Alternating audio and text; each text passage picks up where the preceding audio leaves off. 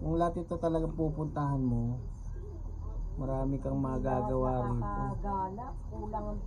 Kaya nga swerte natin kay Madam dahil alam niya yung dapat puntahan, hindi nasasayang yung oras. Swimming lahat yan sarap po. Ikot ng pool nila. Saan swimming?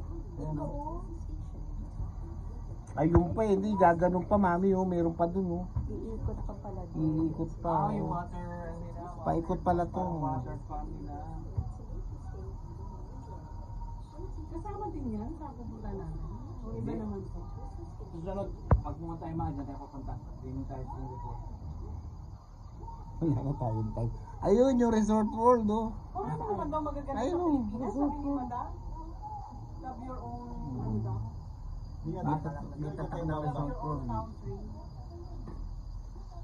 Meron din daw ganito. Yung Max Fernando, meron din sa... We're now docking. Ay pala ang Resort World. Ano Resort World? Yan ang talagang Resort World kasi may resort. Yung Resort World dun sa atin, casino lang. Tapos may swimming pool sa loob ng mga hotel. Dadaan pa tayo doon. Ito meron talagang may beach. At saka may forest. Pababa na agad tayo?